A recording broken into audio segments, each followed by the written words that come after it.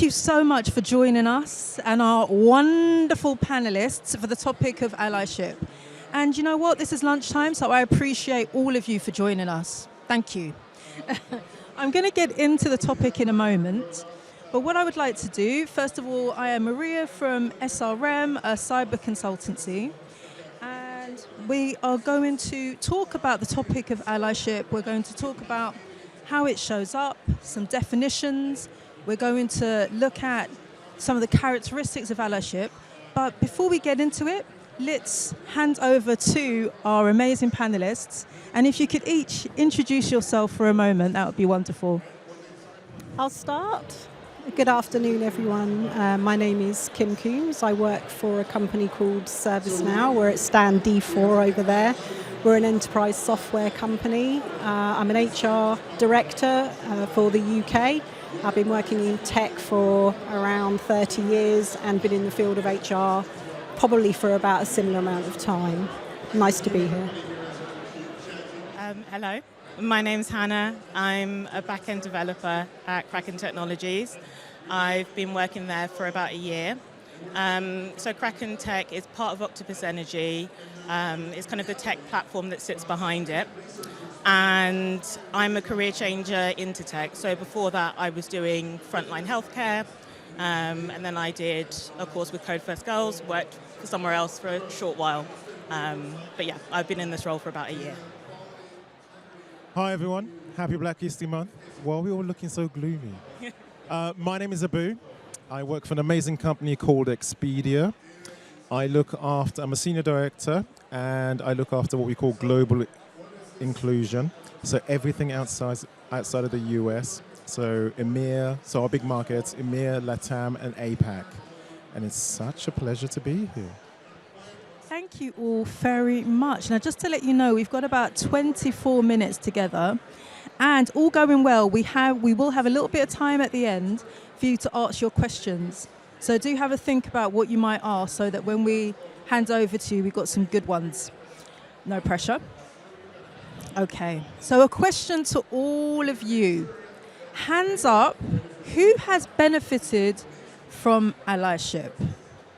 Hands up. Oh, okay. So we've got about, I'm going to say 15%. What would you say, panel? 15% have benefited from allyship. That's really interesting. So I put a kind of similar question out on LinkedIn, and it was about 30% said yes, 30% said sometimes, and 30% said absolutely not. So there's quite a few definitions of allyship out there, but I particularly like one from Bloomberg that they shared in 2020. And it said, to put privilege to work by using influence and credibility to advocate for underrepresented people, it's a lifelong process of building relationships based on trust and peers and building accountability. And I really like some of the key components there. Abu, is there anything else that you would add to that definition? Well, I've got a definition. It's definitely not the Bloomberg one. And it's lovely to see you, Maria. I haven't seen you for a few years. True. So in my experience, when I think about allyship, it really is a long life process of building a supportive relationship for people who are underrepresented, marginalized and discriminated, with the sole purpose of advancing inclusion. And I say, and put emphasis on the long life process for a reason, because it's about progress and not perfection. It's about action, activity, and not being passive, because as an ally, once you are passive, what tends to happen is that bias and discrimination creeps back in. But what I really think we should think about when we think about allyship is the piece around we shouldn't mold people to be part of the dominant norms. We should mold them and really think about supporting, lifting them for their uniqueness as a group. I really like that, particularly when not merging into the dominant culture and expectation, for example, of what we might see and expect from a leader. I'm going to be a little bit naughty because we didn't discuss this, but when this aspect of an ally stepping in and an ally stepping out, What does that mean for you, and how would an ally do that? So for me, I think when you think about allyship, it's not the all-knowing. It's about understanding the community. And I think the most important thing is you can't call yourself an ally. That community has to call you an ally. So it's about learning, understanding, supporting, and lifting. But you can't call yourself an ally. I hear people always say to themselves they're an ally. It's for the community to really say that you're an ally. That's really interesting. Thank you so much. And what I should say is that in terms of the kind of information and experience that we're sharing here, this is something that you may want to take on yourselves, but really importantly, please do bring the information that we're sharing with you back to your workplaces also. Now, Colour in Tech did a piece of research this year which looked at the experiences of discrimination for people of colour within the workplace. And quite shockingly, what we found was the respondents said that only 4% said that a colleague had stepped in when they experienced a microaggression in the workplace. So kind of in line with the low number of hands that went up when I asked the question. Hannah, do you think that the action of allyship is still helpful and effective? Is it still relevant? I think it is. I think maybe the issue there is kind of, are we doing allyship enough? And are we doing it in a way that is visible and effective? I've changed from a career in healthcare where I would say that there were maybe a lot more people who kind of looked like me, into a space that is not as diverse. And I've had experiences of, I think, really positive experiences around allyship. People kind of just being curious about my experiences, asking how they could help, being proactive. But I would also say I've had experiences where I don't think that that's gone far enough. So my thought about that piece of research is that we need to it's not really on us, I don't think necessarily, but people really need to be kind of working on themselves, working within their organizations, working together to be better allies and to be kind of stepping in situations where you see something that isn't right. Thank you so much. So you have this really interesting journey that you've had in terms of entering tech. A tech? Are they called tech returners? Someone who's entered tech at a different stage of their career. And could you kind of maybe share an example of how allyship has shown up for you a bit differently in the two different sectors that you've worked in, perhaps? Yeah, I would say what I've experienced in healthcare is maybe closer to what you might call like solidarity.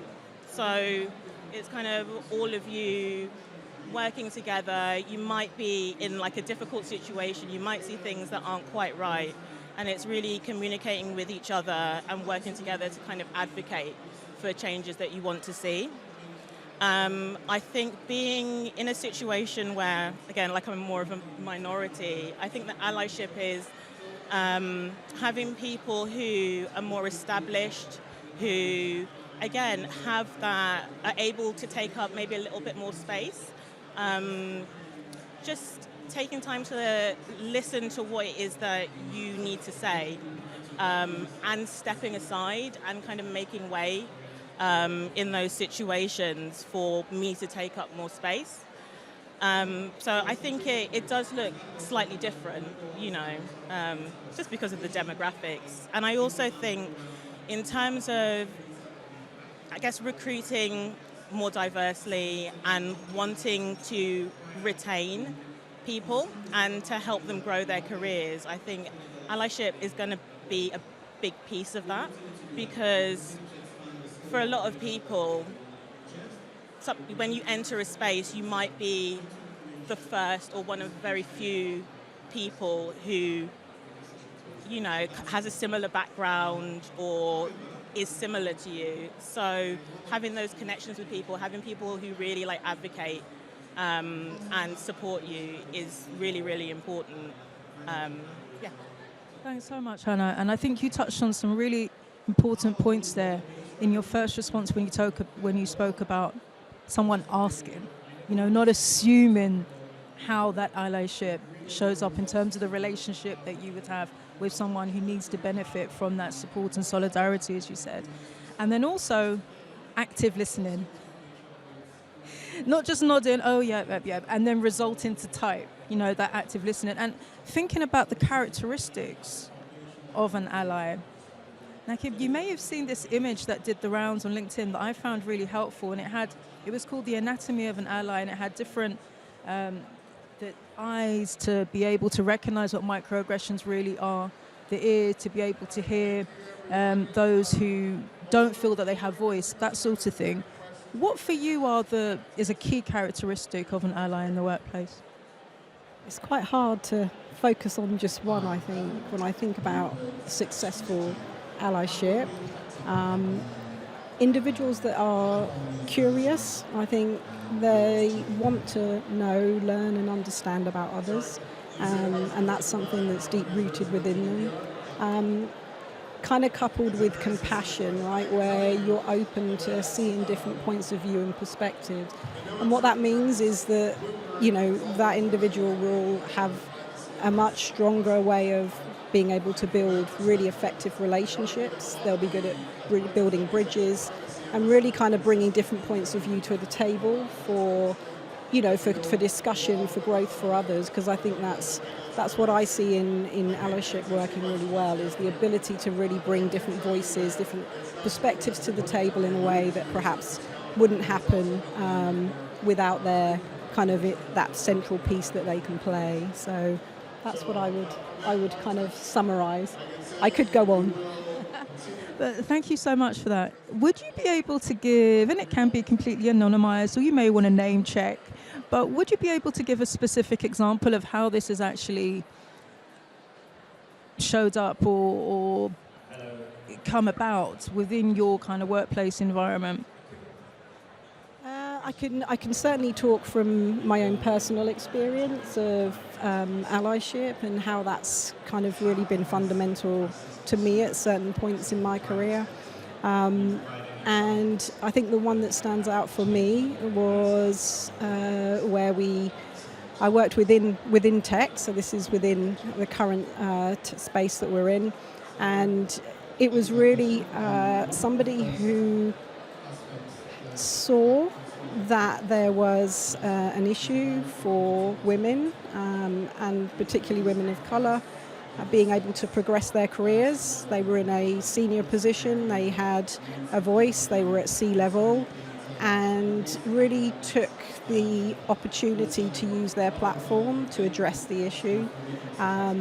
It was initially through really being an advocate for folks, giving them the opportunity to get into rooms that perhaps they weren't in before, showcase their talent, really put their faces on the map. And then not only that, they took the opportunity to really drive the changes that needed to happen to ensure that wasn't the case, right? And it really opened doors for other women, and really that was their legacy. So it was somebody that was willing to affect change, break some of the systematic approaches that were there, and did that without anyone asking or approaching them to do it. It was something that they felt, and those were the characteristics I was talking about. I can relate those characteristics to that person. So. Amazing, thank you so much. And you touched on the golden word there, systematic change, and also not being asked. So they were able to recognize when change needed to be activated within a workplace, and weren't relying on, you need to do this, so it feels artificial. And so we often hear about, organizations doing a lot of the talk, but not necessarily the walk. So that's a really vivid example of that. Thank you so much. Now, bear with me with this point because it's quite a lot of information. But so some of you may be familiar with Emma Dabiri, the really great novelist and academic. Who's heard of Angela Davis?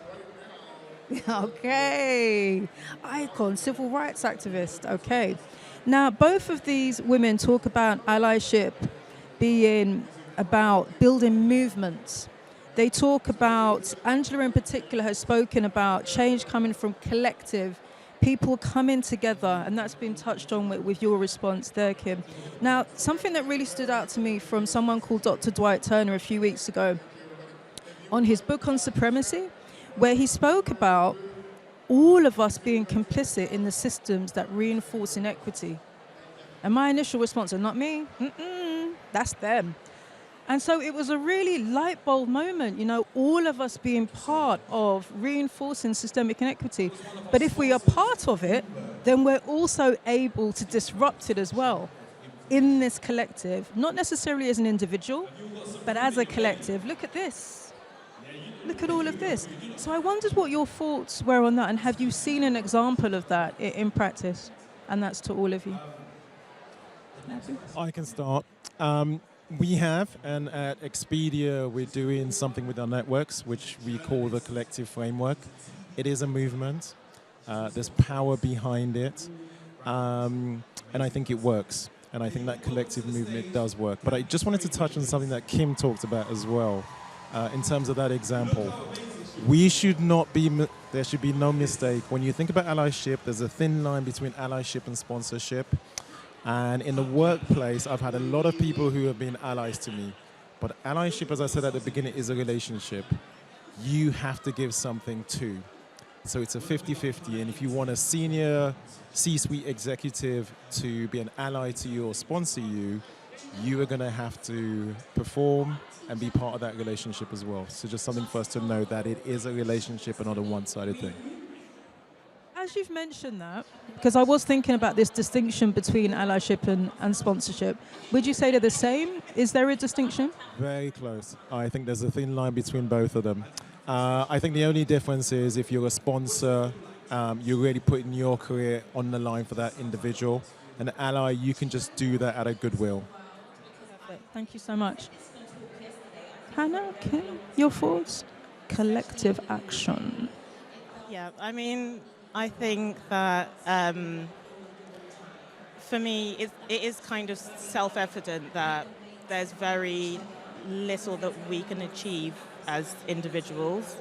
I think there is definitely, I think everybody has, I guess, a bit of work to do internally when you understand sort of the systems of oppression within which we're operating, to learn how those have affected you, to learn about maybe certain assumptions you make, certain ways that you behave that you might, want to change. And I think also maybe coming back to that sense of like having curiosity about other people's experiences, thinking about advancing like conditions within your workplace, not just for you, but for other people.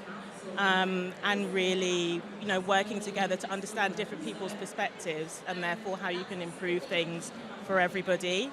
I do think that part of that is also recognizing that there's a system of oppression from which certain people benefit more than others as well, and I think that shouldn't be forgotten. But definitely there is, I guess, collective work we need to do together, work we need to do within ourselves to make those changes. Thank you so much, Anna. Really powerful points there. Kim. I think certainly there is power in the collective, right? And that's also creates a sense of security for those that are part of that. And I've seen how that can really help people to, feel a bit more included when you have the support of that collective. When that doesn't then negate that individual contributions through allyship are not important, because they can be equally as powerful. Small actions can also be hugely effective. And so it's a balance, really. I think that there's merit in both. I believe in balance. Yep, we can work with that. Thank you all so much.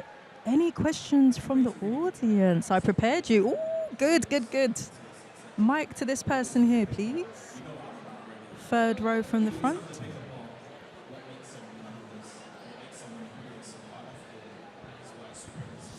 Thank you so much for talking about allyship. I think what I've got from the panel so far is that the term allyship changes, right? It's quite subjective. It's also very personal. Do you think we should reflect on the term allyship? Do you think there's like an evolution of what an ally is? Should we talk about allyship in different ways? Should we level it? I know, Abu, you spoke about sponsorship and allyship being very different. But then also to counter that, are we hurting those people who are supposed to be allies, or who has the really good intentions of being an ally, but they might not necessarily get it, but the heart is there? Will that kind of push them out? Would they kind of feel a bit excluded, like they are trying their best? Yes, we do have to educate them. Or is that on us? Lots of questions. Sorry about that, but yeah, I'd love to hear your opinions on that. Well, let me start us off. I think if you dedicate yourself to be an ally, you must dedicate yourself to listen, to learn, and to be progressive and to be active. There's nothing worse than standing up to be an ally and doing nothing. So it's a huge responsibility, but it's on both parts. And it's also intersectional. So if you think, it's a little bit like reverse mentoring, because you're learning something as well. And we could all be an ally, and I encourage us all to be an ally to a community that's completely different to you. 100. And that's how you learn. I couldn't echo that more. So, for example, intersectionality, those who have different levels of marginalization than ourselves, those with neurodiversity within the community. I've listened to a panel before where it was a panel of men talking about allyship to black women within tech who represent 0.6%. So, yeah, that intersectionality is really important. And just another way to look at it really quickly, why would you not be an ally to the disability community? That's one thing at some point, as long as we live long enough, that you're going to experience. Why would you not be an ally to that community? Thank you very much. Any more questions? Thank you for that. Thank you for being brave, asking your question first. Wonderful question. Another. So you touched on the importance of sponsorship, and so I wanted to ask about it from, I guess, the recipient side. I'm at that stage of my career where I'm understanding the importance of sponsorship. I've made a career pivot. I'm now in a different sector. I'm the only person in the room, and I'm starting to recognize the people that speak well of me when I'm not in the room, right? So we ask people to step in, but it's also our job to reach out when we recognize who those mentors and those sponsors are.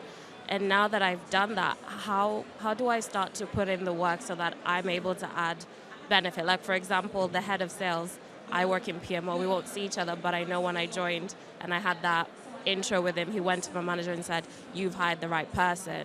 So what do I now do to maintain that? So it's I use that as I grow my career. Thank you for that question, and I'm sure there's a lot of other, there's many other nods in the room.